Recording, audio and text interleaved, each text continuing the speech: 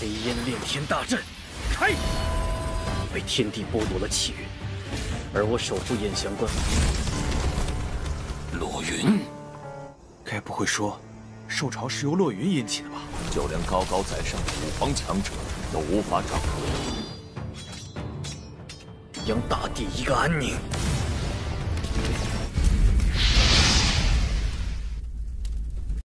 Halo, selamat datang di Aksa Movie 21. Kali ini saya akan merangkum alur cerita Spirit Sword Sovereign Season 4 episode 238, di mana pada episode sebelumnya pertempuran Luoyun dan pasukannya melawan Sekte Lojin dan kuil Shenxiao berlangsung sengit. Dengan menggunakan jurus pedang pengguncang langit, Luoyun membunuh ribuan pasukan elit musuh dalam sekejap.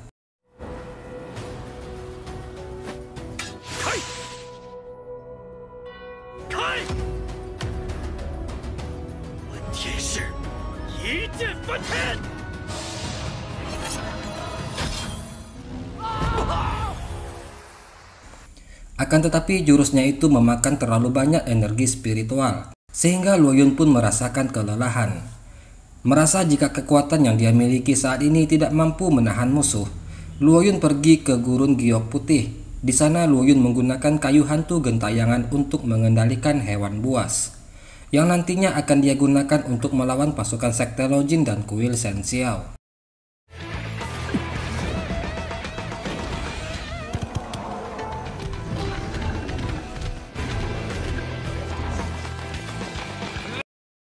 Sementara itu di perbatasan Yanxiang, pasukan elit musuh terus melipat gandakan penyerangan.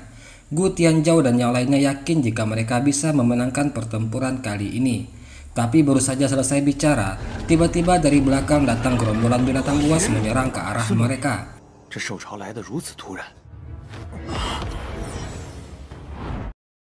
Melihat jika gelombang binatang buas itu datang bersama Luoyun, Lin Jingxiao curiga jika Luoyunlah orang yang mengendalikan para hewan buas tersebut. Namun Gu Xuanfeng meragukan ucapan Lin Jingxiao tersebut, karena pembentukan gelombang binatang bukanlah hal yang mudah dilakukan. Tidak mungkin seorang manusia bisa melakukannya. Gu Xuanfeng berkata jika dalam catatan kuno, Kaisar Wu saja yang sebagai orang terkuat dalam seni bela diri tidak mampu melakukannya. Apalagi Luoyun yang hanya bocah biasa, bagaimana mungkin dia bisa melakukannya? Lin Yanli menambahkan, jika beberapa waktu lalu, Pavilion Wanjian dan Sekte Bintang Kuno menghadapi gelombang binatang buas. Meskipun akhirnya gelombang binatang bisa diatasi, namun tetap saja membuat kerugian bagi dua sekte tersebut. Yang harusnya gelombang binatang di depan mereka inilah yang menjadi penyebabnya. Jadi kalian tidak perlu curiga jika Luoyunlah yang mengendalikan para binatang ini, ujar Lin Yanli kepada Gu Tianzhao dan Lin Jingxuan. Sementara itu senior Lin dan yang lainnya memuji kecerdasan Luoyun. Mereka tidak menyangka jika Luoyun bisa memikirkan ide semacam ini. Luoyun berujar jika gelombang binatang yang dibawanya ini berasal dari Gurun Giok Putih. Meskipun jumlah binatang yang dia bawa hanya dalam jumlah kecil, tapi paling tidak cukup untuk menahan Sekte Lojin dan kuil Shenxiao. Sekarang masih ada 22 hari sebelum batas waktu 30 hari yang Luoyun tentukan sebelumnya. Dan hingga waktu yang ditentukan itu, mereka harus bisa mempertahankan perbatasan Yanxiang bagaimanapun caranya. Luoyun melanjutkan, awalnya dia hanya berencana untuk menekan Sekte Lojin dan kuil Shenxiao, tapi melihat kekejaman pihak lawan yang membantai para penduduk tanpa ampun, ditambah mereka juga membunuh Luolan, jadi sekarang Luoyun bersumpah jika perbatasan Yanxiang akan menjadi kuburan bagi mereka.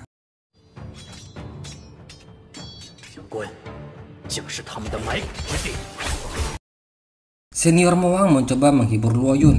Dia berkata meskipun tubuh Luolan telah hilang, tapi masih menyisakan jejak roh. Apabila mereka bergabung dan mengerahkan seluruh kekuatan, harusnya mereka bisa membentuk tubuh setengah manusia dan setengah boneka untuk Luolan. Luoyun membalas jika menemukan logam yang tepat untuk membentuk tubuh boneka bukanlah hal yang mudah. Selain itu, Luoyun juga tidak ingin Luolan dibangkitkan dalam bentuk setengah manusia dan setengah boneka.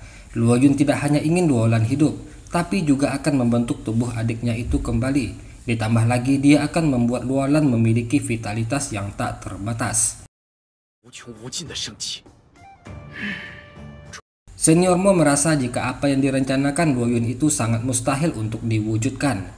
Jika saja membentuk tubuh kembali bisa dilakukan, seharusnya dengan menggunakan sekte Tiangong, tentu saat ini benua Zhenling telah menemukan caranya. Luo Yun membenarkan semua perkataan Senior Mo tersebut, tapi dia tetap bertekad akan mewujudkan niatnya itu untuk adiknya. Walaupun tubuh Luolan tidak bisa dibentuk kembali di benua Zhenling, bukan berarti tidak ada tempat yang lain.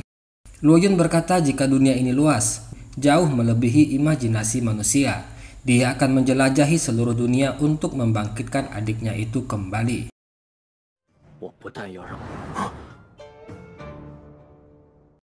Sementara itu, saat ini para penduduk diminta untuk mengumpulkan benda-benda logam yang mereka miliki. Beberapa pria di sana curiga jika Luo Yun sedang merencanakan sesuatu. Mereka takut jika nantinya Luo Yun akan kabur dan membawa semua sumber daya yang dikumpulkan. Percakapan mereka itu dipotong oleh seorang wanita tua yang lewat. Wanita itu berkata, dikarenakan Master Pavilion telah memberi perintah, maka sudah seharusnya mereka memberikan dukungan tanpa syarat. Dan tidak seharusnya bagi mereka berspekulasi tanpa alasan yang jelas. Dia melanjutkan, jika sebelumnya Sekte Lojin dan Kuil Shen Xiao menjadikan mereka umpan untuk memasuki gerbang perbatasan, tapi tanpa ragu Luo Yun membuka gerbang dan membiarkan mereka semua masuk. Dan karena kejadian itu, banyak dari tentara penjaga bintang dan pasukan terlarang yang menjadi korban. Luolan, adiknya Luo Yun, juga mengorbankan dirinya sendiri demi menyelamatkan mereka. Bahkan pada akhirnya lautan rohnya menipis akibat mengerahkan jurus pedang terkuat. Semua itu Luo Yun lakukan hanya demi menyelamatkan nyawa mereka semua. Wanita itu menambahkan, jika saat ini Luo Yun meminta mereka mengumpulkan logam, maka itu pasti untuk melawan Sekte Lojin dan Kuil Shen Xiao. Beberapa hari yang lalu, putri wanita itu tewas di tangan pasukan Sekte Lojin dan Kuil Shen Xiao. Jepit rambut emas yang ada di tangannya saat ini adalah peninggalan dari putrinya tersebut. Dan tanpa ragu wanita tua itu pun menyerahkan jepit rambut putrinya itu.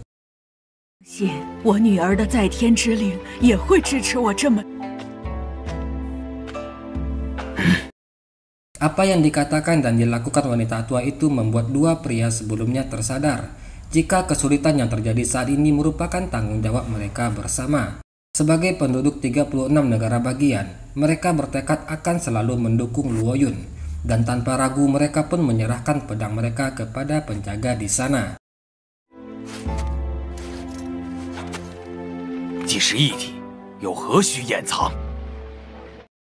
Sementara itu di tempat lain, saat ini Luo Yun sedang berlatih membentuk roh pedangnya yang lain. Walaupun mengalami beberapa luka dalam, tapi akhirnya Luo Yun berhasil. Dan roh pedangnya kali ini bentuknya persis seperti Luo Yun.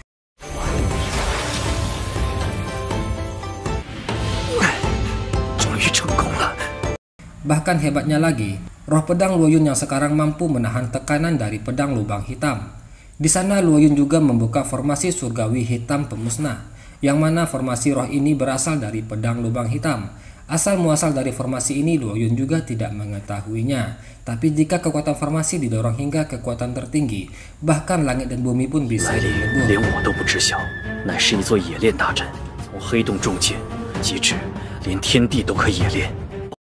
Tindakan tercela Sekte Lojin dan Kuil Shen Xiao telah menghilangkan keberuntungan langit dan bumi. Sedangkan Luo Yun, dia bisa memenangkan keberuntungan langit dan bumi dengan menjaga perbatasan Yanxiang dan 36 negara bagian. Sekarang seluruh kekuatan alam membantu Luo Yun menempa 30.000 pedang untuk membersihkan dosa-dosa dan mengembalikan kedamaian di dunia. Dan scene ini mengakhiri cerita perjalanan Luo Yun episode 338 kali ini. Tunggu kelanjutannya Selasa depan dan mohon maaf jika terjadi kesalahan dalam penyampaian saya. Akhir kata saya ucapkan terima kasih. Assalamualaikum warahmatullahi wabarakatuh.